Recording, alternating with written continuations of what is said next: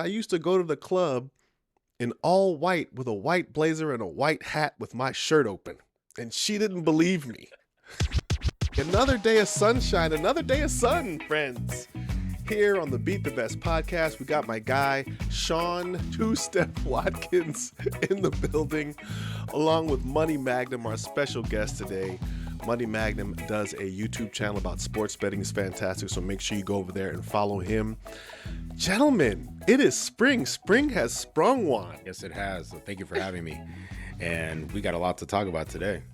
We sure do. Sean, how's your allergies holding up? Mine are a wreck. Man, they're doing great, but it's March, and we're not used to seeing 90-degree weather in March, which is what we've been having the last few days. So It's a small it's not so thing. much not so much my allergies. My sinuses are killing me, so headaches every day, which sucks, but it is what it is. Yeah, there's a small So thing called global warming that we don't have time to go into the show. But what we do have time for before we hop into our main topic of Luka and the Lakers. Friends, my daughter was busting my chops the other day.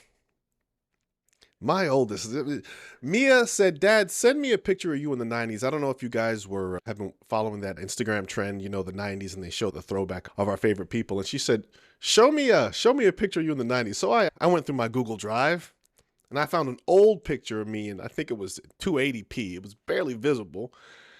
And she was like, well, what was it like? What was club life like? Because I don't know if you guys know this. These kids, they don't look at the club. They didn't go out like we did.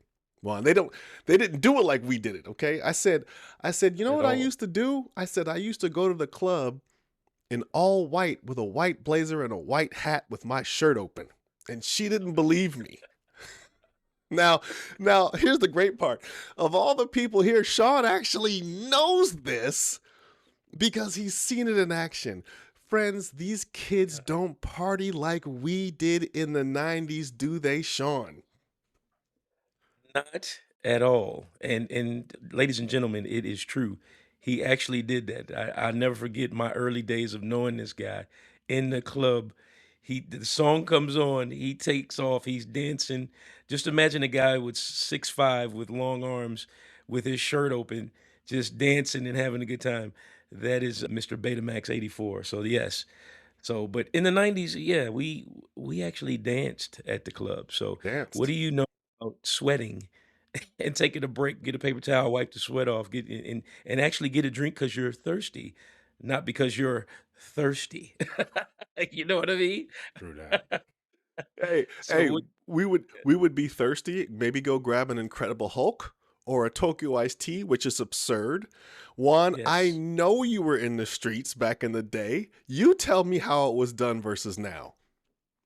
Let's just say when I grew up, we had party crews in LA, and there were a lot of like ditch parties and just like it. And you know what the funny thing was is like twice a year there'd be a party, a big party like down in Mexico, like past TJ and Rosarito, without blaming the guilty, which is myself. Let's just say all the people that you happen to meet at all these parties throughout the year would all reunite in the same place. So, if you had game, you know how to maneuver there, but it was fun, man. Like you didn't even have to ask people to dance. Some people would be dancing like these girls and we would just hop right in. And they would Yep. just pull you. They would just pull you like, "You, come here." Like Yeah. that's how fun it Yes. was, man. It It was was a really different fun. environment, right, Juan? You speak to having game. We had to actually approach women. You know, you got shot down. I got shot down plenty of times. So you had to pick your face up off the ground and do it again. Get out there, dance a little bit, get off the wall, sweat. It was real. And I think what my daughter was trying to say that, Dad, we don't do that anymore because everyone records everything.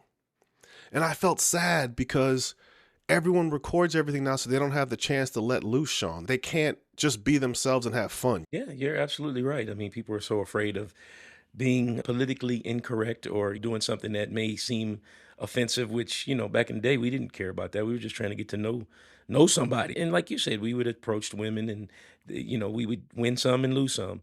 But the other side was women would approach you if they thought you were attractive. No. They were not scared. They would come up, "Hey, what's up, handsome? What's up, cutie? Oh, let's dance." And then it was on after that.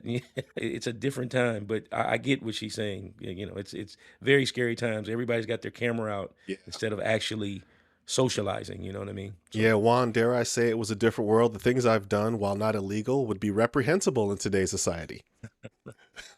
Pretty much. I remember, yeah, like I said, just going into these different clubs, or even when we weren't of age of drinking, we would find a way.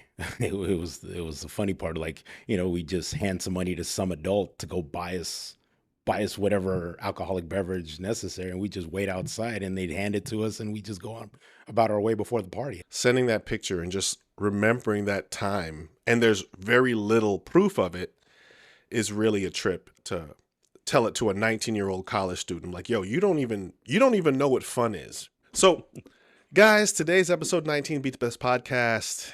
The Luka Lakers legacy is now upon us.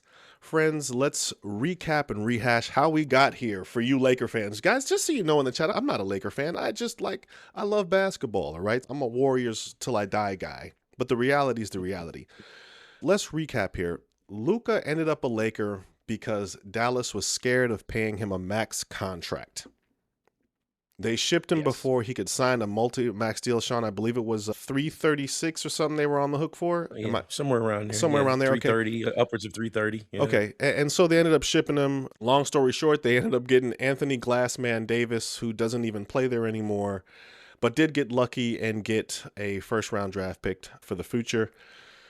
And now Dallas is a lottery team again, it looks like, but the Lakers are on the rise. Sean, how good did the Lakers make out for what's going on right now? Man, they made out like Ocean's 11. So, I mean, they got the bag. They walked out of the casino with the money, and nobody knew what was going on. So that's exactly what happened with the Lakers, man. They got away. And I know throughout the course of the year it looked a little, when we first got them, and and then just winning, and then the losing, and then now the winning. I know it was crazy, but yeah, they got away with murder, if you will, because you got a generational talent who's showing you how good he is. And the real story will be later on when it gets to the playoffs. But right now, yeah, they got away with murder. So that's my take on it. Juan, Luka gave us a 60-point triple-double this week. Third week of March, I believe. So for those watching later, made my eyes bleed with that win. A 60-point triple-double is gross. When you look at it, Juan, how do you feel like the Lakers did in pulling this deal off, even if they're on the hook for $300+ million for a supermax? I think they're worried about it because I think that this trade probably was probably the biggest bank heist since like they maneuvered to get Kobe Bryant. If you remember, the things that were said. Hold on now. Okay, hold on. Let him cook now. Go ahead and cook. Well, yeah. Remember, if anybody remembers that story, John Calipari was going to draft Kobe Bryant. He was going to go to the Nets until he was convinced that, oh no, he's not going to go. So, and then we know the story. But this trade specifically for what they had to give up, just Anthony Davis, Max Christie, their 2029 first round pick, the protected pick from the Warriors in 2030, and then a couple of second round picks. It's just unbelievable that Nico Harrison would even do this deal. And there's got to be a story behind that. But the fact that the Dallas Mavericks, it's fine if they were willing to unload a super, and mind you, he's an international superstar. So for coming to the Lakers, which is a global brand, it's just unbelievable. I mean, everybody was shocked. I was blown away. I was at a restaurant with my wife and I said, we just got Luka Dončić. And it's like, for who? Yeah, we unloaded Anthony Davis. But I'll tell you, at the time, as construct, just on paper, the Dallas Mavericks getting Anthony Davis, just coming off of finals, by the way. You had Kyrie. You didn't really unload Gafford. And with everything that you had, and then you added Klay Thompson, maybe the gamble could have paid off if everybody was healthy and they could have made a run in, let's say, a window of, let's say, 2-3 years. Let me interject right there. Yeah. Sean and I talk about this all the time. That if statement is a big problem for me because Anthony Davis's history of being healthy is unmanageable. He's rarely healthy. So saying that really grinds me because we know enough history now that Anthony Davis is really healthy. Go ahead. Rarely healthy, sorry. it was a huge risk that completely failed. I mean, Anthony Davis only was available for 30 games for the Dallas Mavericks before he was shipped off to the Washington Wizards, which was it just turned out to be a complete fail. Now on the Lakers side, what a gift. You get an international superstar in the beginning of his prime, because I don't think his prime is there yet, although he took him to the finals. And mind you, that the reason was he was out of shape and quote unquote. And, you know, I mean, nobody would have known if, let's say, if Luka Dončić would have stayed with the Dallas Mavericks, would he have changed his ways and been in better shape? And, you know, who knows, right? Kind of like the James Harden theory. Yep. You know, don't even get me started, Juan. I don't have enough time today to talk about James Harden. Right. But for the Lakers, this gives them a young superstar for the next 10 years that they can market, they can compete for a title, and they can pair with after LeBron James to try to seek another championship title. They were in talks for a month about this. The upper management, just simply geniuses pulling this off. But the Lakers always do this. The Lakers always find a way to get the star, and they always find a way to swindle you at the same time.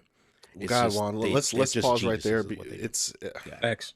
That's fact. The Lakers are a premium organization. The only other premium organizations in the entire league are the Knicks and the Celtics that can pull off trades of this nature. So it always feels like it works out. It feels more like a fleecing than a cooperative trade because the Lakers ended up so right side.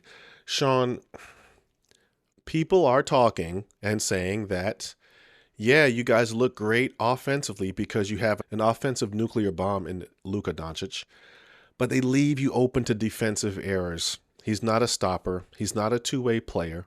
He's going to hurt you defensively. He yells at the refs, which were the reasons why Nico had a hard time cutting a $300 million check. Is this a short-term gift or a long-term curse for your Los Angeles Lakers? Wow, the way you framed it is crazy. Long-term curse? I wouldn't say that. But I wouldn't say a short-term gift either. So somewhere in the middle there. But the thing, we're always talking about two-way players and playing defense. None of the stars are two-way players. We never talk about that until we started talking about Luka. We didn't talk about Steph Curry being a two-way player. We did not talk about LeBron James being a two-way player. We do not talk about KD being a two-way player. But when it comes to Luka, this is what we're doing. What he has to do is give effort, right? So on the defensive end, that's why I think the Lakers will be fine. Now it comes down to Rob Pelinka doing his job and getting more defensive pieces. Because if you look at that Mavericks team that went to the finals, Luka was in worse shape. We can probably agree with that. He wasn't in the best of shape. And he got through a tough Western Conference to get to the finals, right? How did he do that? You know, you got to play some type of defense. He got guys behind him that played defense. You got Gafford. You got Kyrie, who's not a slouch. PJ Washington was with that team. Yeah. You know, Derek Lively, who hasn't played, he's with that team. So he had everybody behind him that could move, slide those puppies, play good defense. And that's how they were able to get through the tough Western Conference. They just ran into a better Celtics team that picked on him, and then they didn't know what to do after that. So if the Lakers do the right thing, the Lakers are in the mix. I mean, what? Luka just turned 27. They'll be in the mix the next 5-6 years at least if they do the right thing in terms of getting the right pieces. But you can see right now, they're making more efforts, multiple efforts, and they're playing a lot better. And, you know, hence the 9-game winning streak. So my thing is you just have to get him to try, make an effort, which is what he's doing. And now you see the result. And you got to give credit to the organization. You got to give credit to the coaching staff for getting them to buy in at the right time. Sean, you mentioned Kevin Durant. And this really, of all the examples you've made, you could have said Magic Johnson. Magic Johnson was not a two-way player. Yeah, true. Kevin Durant just passed Michael Jordan on the all-time scoring list. And no one's ever talked about him being a two-way player. Juan, that's a great point that Sean is making. What do you make of that? Two-way players nowadays, superstar two-way players, are going to be hard to come by. I mean, they're either great scorers or great rebounders or defensive specialists. But in terms of Luka, I think him just giving the effort necessary that JJ Redick is requiring from him, and I think he's done a better job with that. And if we go back to the elimination of the Lakers of last year's playoffs, what did JJ Redick say? championship shape. That was the first thing. He needed to be in prime championship shape. I think I see a better look, a better, more physically. I see Luka much better than when he came in during that trade. I see two different guys there. And then the effort on the defensive end, you're not going to ask him to be a elite defender, but if he can be active, give his effort, and he's doing that. And during the streak that the Lakers are on, I think that he has bought in. And there are other factors that I think JJ Redick deserves credit for. Sure. That the Lakers are really making a move here, and they are looking so much better in the past 2 weeks. When you look at what Luka does defensively, he's not a game changer. We're asking something of someone who's never been known as a defender. You know, my Lord and Savior, Steph Curry, was never known as a defender. And all he does is give effort. I remember in the finals, when they played LeBron's Cavs, they used to run switches so that they would put Steph on, try to get him on the best offensive player because they didn't really like his defense. But Steph would, give an effort and hold his own. So when we're looking at what Luka is able to do, giving somebody 60 is not a game, guys. It's not, I've never scored 60 in my life. I think I topped out at 50 in Australia. 60 points is wild. So the fact that he can give another NBA team 60 while they're on, I believe, a 9-game win streak, 10-game win streak. Yeah, currently, I think they beat Orlando the other night. Why you leave the best percentage 3-point shooter on earth wide open for a game is a whole nother concept to me against Orlando. Right. Yeah, I got to tell you, in that game, Orlando would have preferred actually getting the foul called on LeBron James and sending him to the line to tie the game. And I believe the Lakers had missed 10 free throws in that game. I honestly believe that LeBron James would have not iced those 2 free throws. I thought he would have missed one, and we'd be talking about a different narrative here. But because there was no call there, he was easily slapped by Pablo Banchero. And then LeBron James cuts to the inside, and they forget about Luke Kennard wide open for that 3. It's genius. It was great. You guys have looked at and and I wanted to hold on, Sean. Let me get right to you. Mm-hmm. When you look at Luke Kennard's 3-point percentage, it'll make you throw up in a pail. His 3-point shooting is so great. Go ahead, Sean. No, and I wanted to add, when I watched the play over and over again, it's like you said, Juan, when LeBron gets fouled, they didn't call it. They were worried about him getting that same type of layup again, because he cut to the basket. He took 2 with him. And so then they end up leaving Luke Kennard, who shoots 50% from the 3, which is insane. It's like 48 points. Wide it's absurd. open. His 3-point shooting is absurd. It's absurd. But you make he was so open, he was able to fix his arm sleeve before he caught the ball to shoot it. So splash. And just ridiculous. The LeBron James Laker-led era is now crossing over with the Luka-led era, which the sports media, and I don't think we're sports media yet. I think we're on a tertiary. We're not quite sports media yet, but the sports media narrative has been that there's a wrestling match for the Lakers because of LeBron's ego versus Luka's youth and skill set. I don't agree with that. I feel like LeBron has clearly allowed for Luka to take a leadership role, and he's become the third option. So now it's Luka LeBron, or Luka Reeves LeBron, which has really led to them winning a lot of games. But is it just the narrative that people like talking about the Lakers in this way, Sean? Or do you feel like Luka and LeBron are actually wrestling for control of this team? I don't feel like they're wrestling for control, only because I think you've heard LeBron say in the past, he's been doing it for 20 plus years. He's been the main guy. So I think even when they were talking about AD, okay, AD is the guy. It's supposed to be his team, but they couldn't lean on AD to do those things because you got to get him the ball. And then just like you said earlier, AD is not reliable because of his health. So LeBron would always have to be the safety net. And so he would be the safety net and he'd take care of that. Nobody has ever been able to come in and do that. Now you enter Luka, and I think what they were trying to do is because, okay, it's his 23rd year. This is his legacy. We don't want to take it away from him. We want to make sure he's comfortable because he's always been in this spot. Yeah. But then they weren't really, they were up and down with it. So now I think two things with LeBron saying, okay, what do I have to do? That conversation changed their trajectory because now he's like, okay, I'm the third option because we got to let Austin Reeves cook because he's been having a great year. Yeah. And since they've done that, and since they've come back, he's come back. They've won another 6 in a row, and Yeah. so he's been the third wheel. He's the corner guy. He's the guy who's cutting to the basket. Okay, LeBron, if he arguably the greatest player of all time is going to be a third option on a team when he's still averaging 20 plus, 7 and 7 on 50% shooting as a 41-year-old, if he's going to take a backseat, we gotta step up. And I think that's what's helped the Lakers, and that's why they're continuing to win. Austin Reeves has earned himself a boatload of money when his contract is up. LeBron James, he's an interesting study because we're fighting with the idea and ego of LeBron James with the waning talent, which I think one sportscaster said in his fight with Father Time, LeBron James happens to be winning right now. Some would like to shape it as, two gods holding a lightning bolt in LeBron and Luka, or two guys in the front seat of a Ferrari grabbing the steering wheel.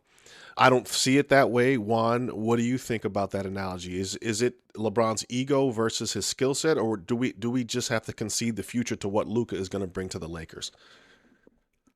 I think that they see as the LeBron era over and the Luka era beginning. That's the way the Lakers see it. Now, from LeBron, I mean, I'll tell you, I give a lot of credit to LeBron in this and what a lot of alpha superstars do not do. If you would ask Kobe Bryant at age 38, for example, to be the third option, he would have laughed. If you'd ask Michael Jordan to be the third option, he would have laughed. Allen Iverson, for example, for a while, didn't accept being, playing off the bench. Even Carmelo Anthony, he was about to be written off the league when he scoffed at the fact that he was coming off the bench at Oklahoma. So, but yeah. So hold on, Juan, let me ask you a I question. think- Are you saying, yeah. hold on, are you saying how dare we ask LeBron to be a third option, or are you saying he's gracefully taking on a different role? No, I'm saying that he's gracefully taking on that role because very difficult. I think it had to be a little bit of a process for LeBron. Mentally, he might have resisted, or maybe he just didn't know on the adjustment part of what JJ Redick was asking in the beginning, and he couldn't help himself maybe. And that contributed to maybe the Lakers being around 500 in the beginning.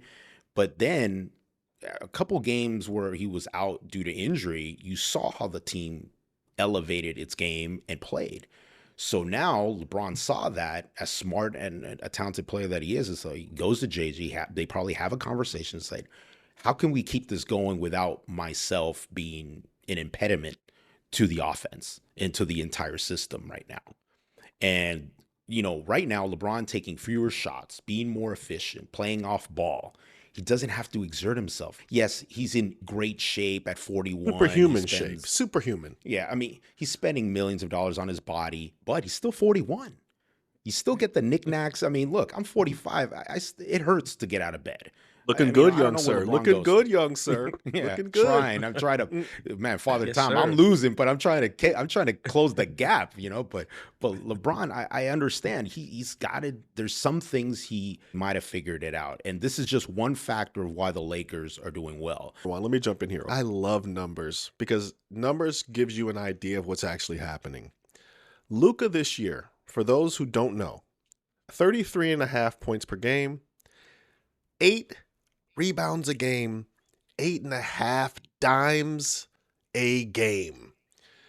That is absurd to give that kind of effort on a nightly basis. On any other night, if you pinned these same numbers on any other human being, we will be talking about an MVP season. Okay? The fact that we're not shows the media bias against the Lakers. The Lakers are 45-23. They're third in the West. Third. Yeah. Everyone thought there was a hole in the boat, Sean. Go ahead. It's the Lakers. Everybody's spoiled. So if you've been around long enough, you remember the Showtime Lakers. That's when I first started loving basketball. I was 8, 9 years What a old when time to they be won alive. their first championship. Yeah. So I watched all those championships. And then you had a little lull when Magic retired. And then all of a sudden we got Shaq and Kobe. So we get another 3. then Shaq leaves. You get a little lull, and then Kobe and Powell get 2. Yeah. So we're spoiled. Everybody's spoiled with the Lakers being so good that when they get a generational talent like Luka, who's putting up these MVP numbers, it's okay. They always do that, which is unfortunate. Sean, that's what you just said. My brain understands. It's crazy town. You could pin these It numbers is. on anybody. If Kevin Durant was giving you 33.5, 8 and 8, we'd be like, KD's, he's a monster. He should be MVP. Right. But because it's Luka, we kind of turn a blind eye. Juan, am I bugging? No, but Luka today gets to sit at the same table as Shea and Wemby for MVP right now, just in the conversation. Just in the Yes, conversation. absolutely. I agree. Okay, I totally so agree. let's be clear there. The other thing is what's probably going to go against Luka in even winning the MVP is the fact that the Lakers were hovering around 500 for most of the season. So I think that's going to play against them. Hold on, Oklahoma City has been. Juan, it's an 82-game season. How you end up, how you got there, you can start 12-0, lose 12. How you finish is more important than how you begin. You're saying they're being judged poorly because of how they started the season? I think it's going to be tough for Shea Gilgeous-Alexander. The body of work. If you're saying it's an 82-game season, then the reporters that are voting for the MVP are probably going to see the entire thing and not going to see the last 3 weeks. I mean, unless he's averaging 40 for the next couple of weeks, he's going to win the scoring title, I think. But they're not going to reach San Antonio for the 2 seed. I think it's going to be very difficult. And Wemby's impact has just been phenomenal. And then Juan, Shea, we can't even Shea go. We can't even go. We can't even. That's go what I'm with the saying. Wemby. So we can't even. We don't even talk. Okay. So when you say that 33.5 points a game, by the way, the first thing I think to my mind is that Jordan averaged 37 points per game one season in 1988. I can't get that out of my head. Like 37 points per game is crazy. So here's our last And question. he only averaged taking 1 or 2 threes a game. He only And averaged the 1 to handshake. 2 threes a game. And the hand-checking rule, hand-checking. by the way. And The hand-checking. defenders could hand-check. It's You're right. crazy. Okay, so here we are. Sorry We're about that, we're man. at the end of 2026. Luka has a chance to sign his player option at the end of 2026. I believe we need to know what LeBron's going to do at the end of this year as well. Sean, short answer. Does Luka re-sign for his player option and LeBron re-sign for another year, a 1-year deal with the Lakers? I'd probably say no. I'd say Luka's going to sign. I don't think LeBron can sign. I don't think he can, unless he takes a lot less than what he's making. Of course, I think he's making $50 million. He's got to 56, take I a think. huge pay cut, and he's got to take a huge pay cut and sign a 1-year deal. It's got to be like how Jordan was near the end of his career, 1-year deals only. And if LeBron decides to do that, then you could see that. Luka's definitely going to sign. He's not going to go anywhere. They're gonna back the Brinks truck up and give him the dough. So he's got to take it. He'd be a fool not to. So Does Luka re-sign his player option, and does LeBron stick around, or does LeBron go back to Cleveland? What do you think's going to happen here? Okay, in terms of Luka, I say yes, he does resign. But I just don't see a scenario where he's going to test the market. The second thing, LeBron is a big question mark, and I think it's going to be contingent on 2 things. One, how well Cleveland does this year in the playoffs, because he's got to be able to tell himself, am I the last piece of that championship for Cleveland? That's number one. And the second thing is what Giannis is going to do. I think he waits until Giannis is likely, if he's traded, by the way, let's say hypothetical, he's traded to the Lakers. Yeah. LeBron could look at that as like, oh, I'll sign a 1-year deal, sign, for less money, try to get some more pieces there. And he could still be a part of a title. So Luka definitely re-signs his player option. Yes. And you're saying LeBron is looking to put himself in a championship scenario on his way out, or does he go to Cleveland just for the love of the game? No, I think there's only 2 options for LeBron. It's either Cleveland or LA. I don't see any other team in the mix here. I think he either goes back to Cleveland, where he probably, if he announces retirement, he'll do that with the aspirations that maybe Cleveland could get to a title through the Eastern Conference. Or you got to understand, the Lakers not only have LeBron off the books, they have Austin Reeves off the books as well. He is a free agent as well. They're So gonna. That's not even order, a question. They're gonna re-sign him. right? I think they're going to resign him. Now, whether if they have the utmost possibility of trading for Giannis, well, we won't know that. But I think LeBron, he's going to be contingent on what Cleveland does in the playoff run this season, and he could look at himself and say, maybe I can go there and find a title, and I can retire there, or he returns to the Lakers for one more year, thinking he could play beyond one more year. Interesting. I don't agree with either of you. Then what happened? Every team is going to go after Luka. Okay. Luka can make the most money. So I lied. I do agree he's going to re-sign with the Lakers because they can pay him the most money and he has a player option. I think LeBron comes back. LeBron's too deep into business and to entertainment in Hollywood. He's not leaving LA again to go be somewhere else. LA is the hub of America for making deals happen outside of New York City. He doesn't leave. I don't even think he's going back to Cleveland. I think he resigns for a 1-year deal and he stays his happy ass right in LA. That's what I think. I think the Lakers will also re-sign Austin Reeves because if they don't, they'll be held to pay because that boy is cold-blooded. And I think the Lakers are going to be a menace in the Western Conference for the next 5 years. That's what I see. Sean, last words before we get out of here. Yeah, I would just have to say I would agree with that. I think that's the best option for all parties involved. I think the Lakers and Luka have definitely won that trade. They're going to be good for a long time, barring something insane happening, which could happen. Rob Pelinka, if you're listening, do what you're supposed to do, because if you don't, I'm coming to get you. Threats from Sean to Rob Pelinka. I'm telling you, don't pull a Nico you know Harrison, how I man. feel about Rob Pelinka. You know how I feel. I'm like, he's the luckiest guy in the world because he's been subpar in my opinion. I mean, but he's made some great deals and he got lucky, But yeah, so that's my thing. So Lakers, as long as they do the right thing, they'll keep this train moving. Agreed. Last words before I get out of here from Magnum. What do you got? Okay, so I do agree with Sean that the Lakers have an opportunity window here to win the title, but it's going to be difficult because, in my opinion, I think OKC are ahead of schedule and San Antonio are coming fast, and Wemby still hasn't figured it out. And I'm telling you, we might see a scenario where OKC and San Antonio are going to be trading Western Conference titles here, and the Lakers need to find a way to break that. And that is going to be very difficult, but they do have a window, but it's going to be really hard. But Luka is definitely going to be the cornerstone of what the Lakers are going to do in the next 5 years. I agree with that. Fantastic take. To piggyback on your point, man, OKC, I feel like is a fine lasagna that's still cooking in the oven, but boy, oh boy, are the San Antonio Spurs on a Ferrari on the Autobahn coming right in your rearview mirror because they are scary.